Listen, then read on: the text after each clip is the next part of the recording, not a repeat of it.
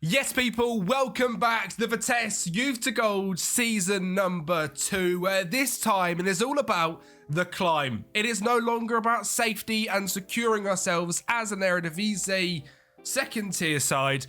It is about now trying to get promotion to the top flight of Dutch football. And if you cast your minds back to the ends of last episode, we done exactly that, kicking off the season with a 3-0 victory against Young AZ. Goals from Boussaïd, Raimov and Boussaïd scored once again, but then we got a huge injury to our brand new right winger, Trent Cone-Doherty. And after an absolute 5-0 battering from Young PSV and a 5.8 average rating to last season's star player, Rodriguez, I decided we had to go into the transfer market and pick up a brand new right winger. But before we get there, let's talk about this game ever so slightly. In particular, one person, Jasper Uniken. Now, I've never heard of this guy in my life, but it is very clear people who watch Dutch football are not a fan of the Young PSV, Ajax, Utrecht and AZ teams.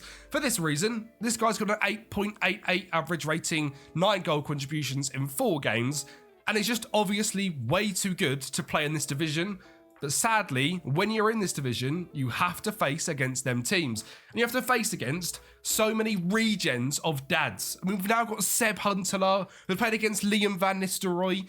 I feel like we just can't get away from these sons of incredible strikers. So there's no surprise to see a bunch of Young PSV, Utrecht, Ajax players all in the top goal scorers in the league.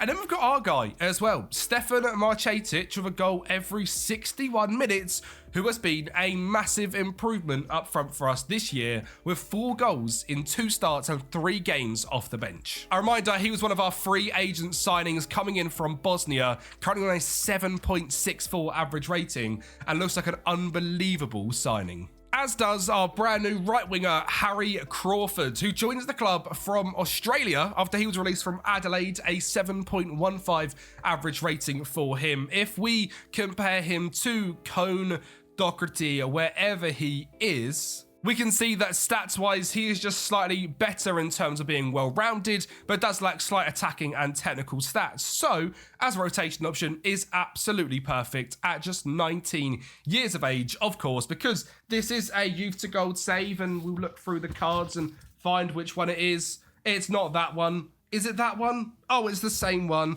It's that one. Every signing must be under the age of 19 years of age. And Harry Crawford, of course, ticks that box as a very good rotational right winger. He was our top performer in this game in a 0-0 draw against FC Van den Bosch. And then Marcetic turned on the style in a 3-1 victory against Young Ajax with a great assist from Verips from the right mid position. And then the favourites for the title, FC Volendam, were up next, and we stuck 4 goals past them in a dominating 4-0 victory, with Marcetic grabbing a 9.45 average rating and a brace with 2 assists from Wilson Boussaïd, who has been fantastic this season, but as we come here today, is now injured for 5 weeks. Of course he is. That's just the way FM goes. He's currently got 5 goal contributions in 6 games, but we won't be with him for at least this episode. He picked up that injury in this 1-1 draw against Willem II, where we managed to get a late goal from Brownsma thanks to an assist from Abdella in the central midfield position in this game against Willem II, another team which are, really up there in terms of the Eredivisie and the predictions on the media table. In fact, Willem II are in first place, Volendam actually down in 7th, and remember ourselves down in 10th place with a squad average age of just 20 years old now. Now, in terms of the league, we currently sit down in 7th place, but I am semi-hopeful that we could secure a playoff spot in today's episode, because if we check out the first period, we know Young Utrecht cannot get the spot, neither can Young PSV. FC Dordrecht are 5 wins, 1 loss in 6 games. They are probably our main threat. Willem II we have just drawn against. We don't play against Almere City, but they've got Dordrecht and Willem. And then we play against FC Emmen in our 10th game of the season, which is the final of this first period. And our other 3 games, well, they're pretty decent in terms of our fixtures. We've got Telstar at home, who sit down in 13th place. FC Eindhoven away from home, who sit down in 16th place. Helmond Sport at home, who sit down in 18th place. And of course, then finishing up with FC Emmen away from home. So in today's episode, we could secure a playoff spot. So that is what we're back for. So let's get into it and see if we could do the unthinkable. At the first time of asking, secure the playoff spot for this season. I just want to say a massive shout out as well to Mr. Tinney, because this skin is absolutely fantastic. There's been massive reworks of the FM skin, and you can see here the signings we've made, of course, Harry Crawford, but just making it so much easier to be able to see all the transfers we made last season, all the outgoings we had this season, clicking onto individual players like Anthony Petrella and being able to easily sort of go on career and see this without having to pop it out. It is just so much better. Absolutely massive dub from Mr. Fitini to create this skin. It's an absolute game changer for FM. I mean, the whole skin just looks incredible. I didn't even realize this was a thing on this skin either, actually. I'm just doing the team for this game. And now if you click on that little eye information-y bit, it brings up the whole thing. Yeah, Mr. Teeny, fair play. This is an absolute game changer in terms of FM26. They've absolutely smashed it, the skin creators. I know it's not just him. There's loads of them out there. But I've got the Mr. Teeny 3.1 skin, and I am pretty much gobsmacked at how good it is, considering we weren't really meant to be able to skin yet. This is incredible. Now, this game isn't going to be easy whatsoever. Of course, we are missing our star striker, Bou Said, and in DM, our new signing is away on an international duty, which isn't helpful. Thank you, Ouattara, for being that good. You get called up for Burkina Faso. But we have got today's game against Telstar in 13th place. It would be awesome to see if we can get a victory today and really stake a claim for that playoff spot in the first period. Tactically, things have been going pretty well for us. I mean, we're on a 3 or 4 game unbeaten streak. Obviously, a pretty disappointing loss against young PSV, but not much we can do against that. Harry Crawford nearly grabs the first of the game, but overall, I'm pretty happy with how things are going tactically. There has been a slight change in the midfield where I'm playing Tahwai in there rather than Abdella. He's just really not been on it this season in terms of his form. You can see here a 6.46 average rating so far compared to Tahwai, who's gone a 6.7. I just feel like this midfield position, I'm struggling to get something out of. I am actually going to change of this game into an advanced playmaker and go with a dual DM, just to try and be a little bit more rigid in our build-up play. I think that attack midfielder gets a little bit too high forward. That's a goal to the back post, which I didn't expect to happen. Kang Cook-Shaw whips it in to Sofian Hetley. And we are 1-0 down against Telstar, which is not ideal. I thought the highlight was over, if I'm completely honest, but clearly not. Reimov gets beaten down the wing, ball into the box. One thing we are struggling with is height in this team, and that was Nathaniel Banis dropping back there. We haven't got the biggest of defenders, especially in Villalba, which does mean that from set pieces and from corners and crosses, it is a little bit dangerous. And it is Telstar down the wings once again with Kang Cook Chul, who is going to cut back, set the ball into the box, and Offerhouse hits the crossbar. I've just changed it from trap outside to trap inside to see if that does stop the amount of crosses we face, because it has been kind of how PSV scored like 4 of their goals in that game, were back post crosses with Villalba just getting dominated in the air. And obviously our left winger in Banis is a attacking left winger. I'm not expecting him to be amazing defensively, but that left-hand side does seem to get exploited in terms of height quite a lot. And Villalba is quite an expensive player, who is proving right now to disappoint me. That is luckily an offside goal. He is worth a fair bit of money, I'm pretty sure, Villalba. If we just double check on him, he's worth, I believe it's upwards of like £3 million for him. Yeah, 1.4 to 4.6, and he is a small lad. Could be someone we look to sell in the January just to get a load of cash in the bank and bring in someone a little bit taller. In terms of other defensive options, we have got Romke van der Poel as well, who can play that left centre-back role and is taller. I am also going to actually just drop Banis back to be a winger here and just see if that does help us out a little bit.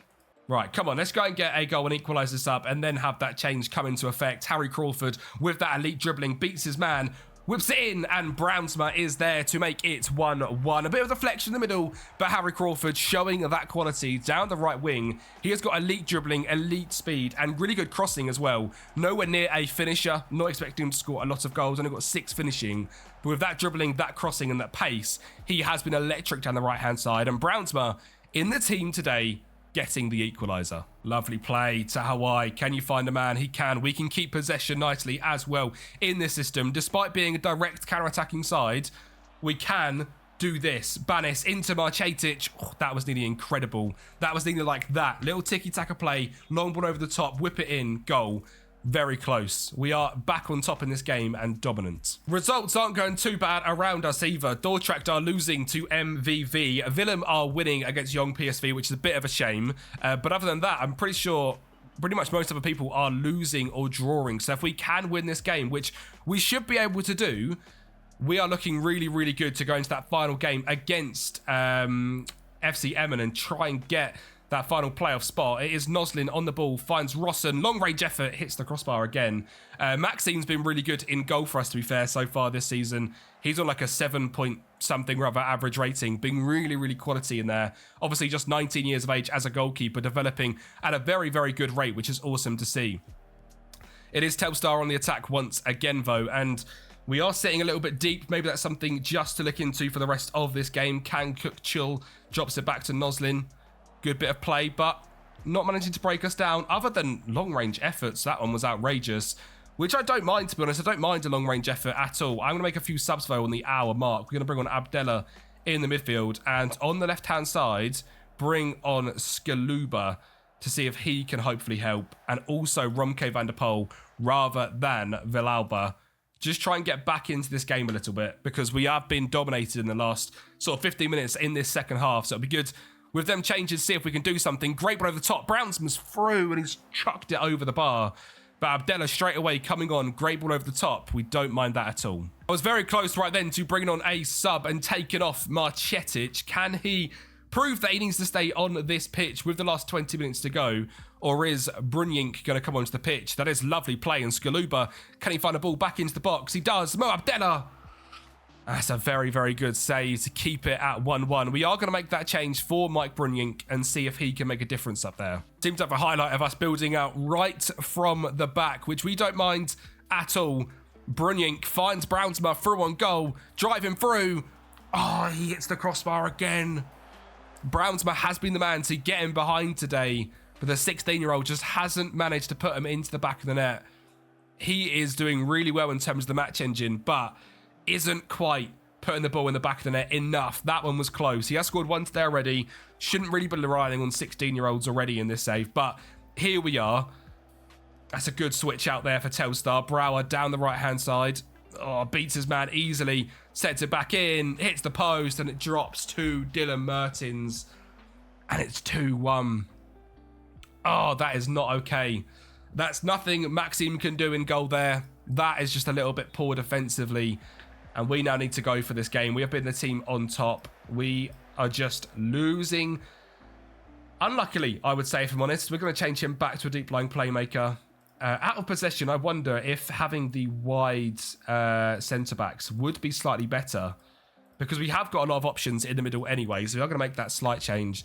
See if that helps us at all. We were on top for sort of 10-15 minutes there. But Telstar getting in front is not ideal. It looks like nothing we do is going to make any change whatsoever. And we are going to lose 2-1 to Telstar, despite having a 2.18 XG compared to their 1.26. They come away with a victory. Dordrecht lost, Willem won. Oh, that's a very, very frustrating loss, that one. I feel like we had that in our hands. I wouldn't say we're out of it just yet in terms of the playoff spot, but that feels like an opportunity. Willem are only 5 points ahead with 3 games to go. And we are obviously placing against Emmen at some point as well. That's a heartbreaker, I've got to say it. Romke's out for a few days as well. Oh, that's disappointing. We've got Eindhoven up next, Helmond up next, and then Emmen at the end. It's not done yet, but that one hurts. Oh, God, that is not what I want to see as I click on to pick the team for the next game. Maxime on international duty, Ouattara on international duty, Atawai and Boussaid both injured, Verrips injured. Oh God, Well, that is a savage set of injuries and international appearances, which means our team for today's game against Eindhoven is a little bit weak. We have, of course, got Phyllis in DM. We've got Londa as our central centre-back, and in goal, Pisas makes his debut. A reminder, this is now literally a must-win game. I think 20 points would be in and around the amount to get that playoff spot. So winning these final 3 would get us there. So this game is a must-win. So hopefully these lads can indeed turn up in this huge game, or FC Eindhoven will absolutely batter us. Simmons down the left-hand side, beats his man, sets it back. Dorenbosch, Simmons, Samuel Granada. Good block in there. Was that Londa? That was Londa. He is a decent little player, 19 years of age, decent enough height on him. Really good in terms of defensive stats. He could be someone to keep an eye out for to break out this year. Now, I'm expecting this game against Eindhoven to be much more of a counter-attacking game. Our sort of long ball, direct style of play should come into things a little bit more today, as Eindhoven are the home side. We should effectively not be controlling this game at all. Brownsma, oh, that was nearly... I don't think he meant to do that. I think it was a deflection. He nearly found the cross in the middle to Marchetovic. That was close. Them two look a little bit incorrect out of possession. They are incorrect out of possession. I thought so. They switched over to the wrong side there. But that was very close. Eindhoven down the right-hand side for Albert, getting skinned once again. And look at the amount of time and space they've got on the edge of the box. Spahn beats a man, puts it wide. 0-0 at half-time. I'm currently struggling a little bit with the pass map to understand what is going on here. We're obviously playing this 3-back, but the central centre-back is pushing a lot higher than I would have liked. And in possession, I set him as a centre-back to hope that he wouldn't push quite as high up. I don't know how you get them to just sit a little bit deeper. It's something I want to try and work out, because we're kind of getting a little bit pulled apart, and I think that could be something as to why. I want the centre-back sitting at the end of like a pivot, with then Stefan and Villalba slightly wider. I wonder how we make that change. I mean, straight away, sort of at the first half here, it does do exactly that. So maybe that pass map's just not quite perfect as of yet. I mean, he has made 27 passes in there. It's not, 90 odd, which we'd expect to see eventually, but we'll see. Blummer whips it in.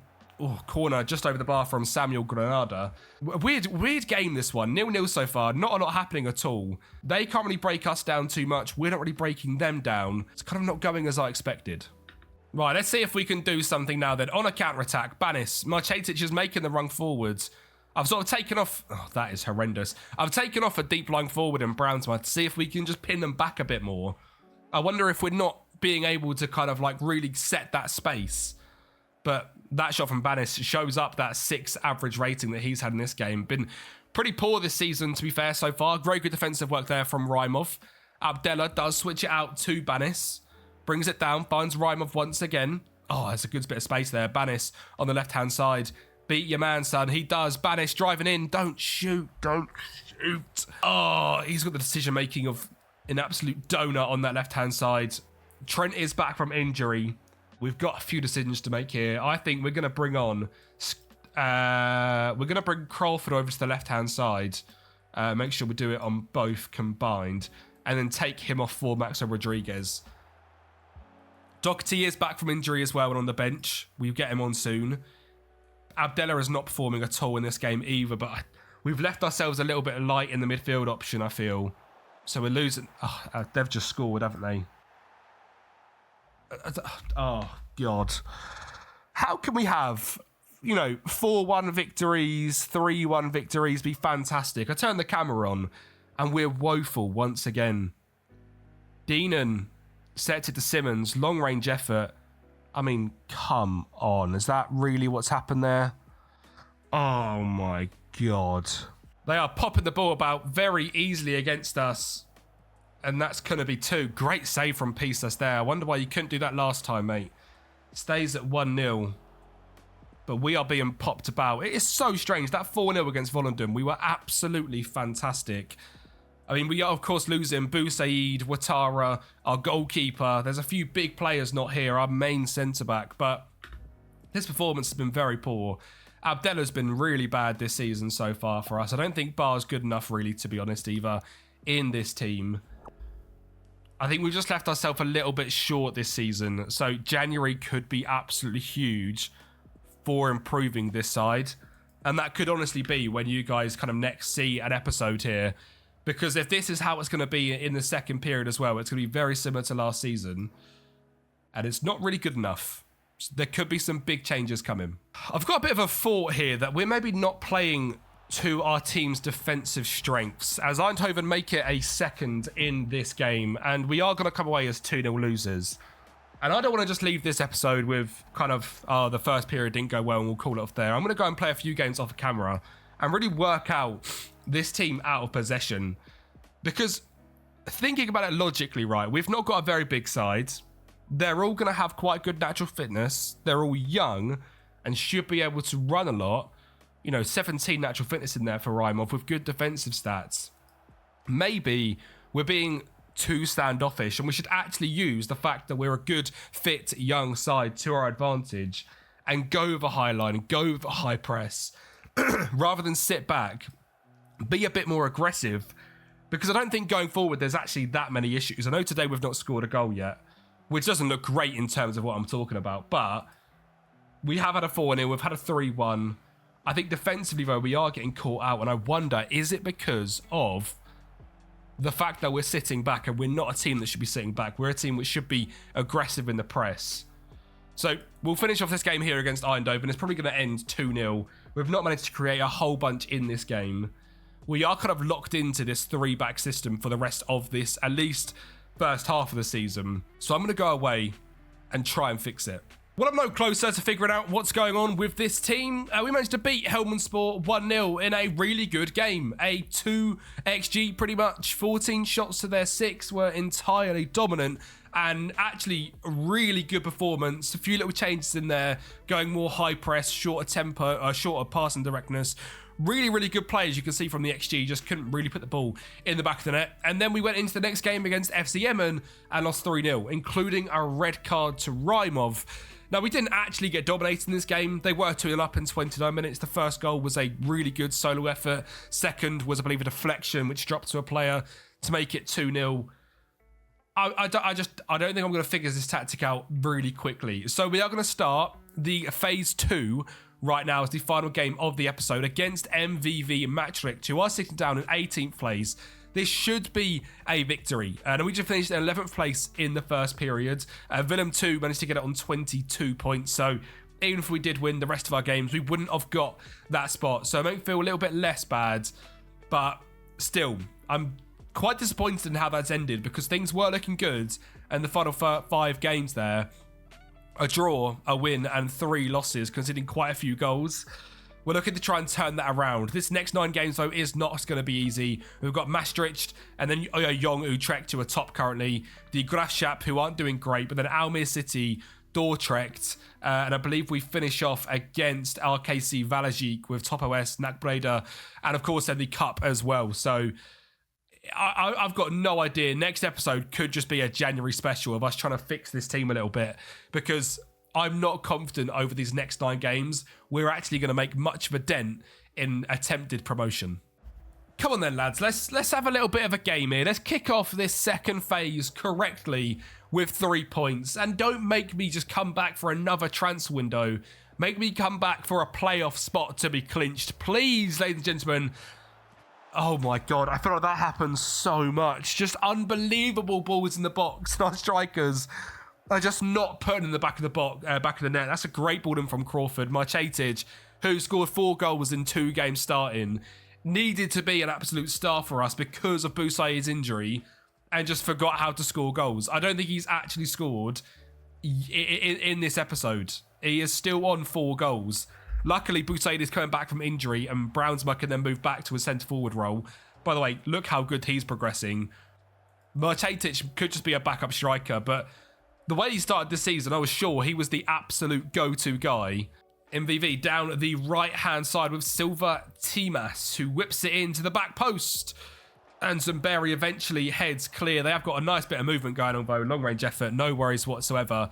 In terms of the defensive changes we have made, of course, we've gone more high press, but I've also got stopping wide defenders out here, which I think are quite good. I honestly don't know. I'm really not that good tactically on FM whatsoever.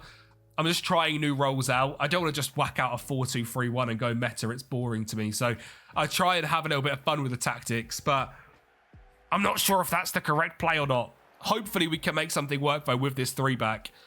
It is MVV, though, once again on the attack. Schenk whipping it out wide. Vieren whips it in, and it's 1-0. Chiduwu Ogbundo scores, and once again we are exploited down the wing-back positions. Is it a case where we just need to have wing-backs in there? I mean, it potentially could be out of possession if these guys are wing-backs. Is that better off? I've got no idea. Come on, Banis. Let's try and do something down this left-hand side. Also someone that's just not performed yet for us this season. Marcetic back into Brownsmar. Phyllis, Banis, Romke, Phyllis, Abdella. Lovely play. Banis hits the crossbar. That's the post and the crossbar hit in this game. I can't tell if we're just getting really unlucky or we're just not creating good enough chances. I've got to say, with this Vitesse Youth to Gold has been a lot harder than I thought it would be. I thought Season 2, guaranteed promotion in there. We'll have some players grow in terms of their ability and we'll absolutely go and smash it. And we are having a lot of growth, but it is also showing we are just not good enough at the moment in this league whatsoever. Verheyen down the right-hand side beats his man quite easily. Nearly an own goal from Zamberi. We just don't deal well with crosses whatsoever. Oh, it's 2-0.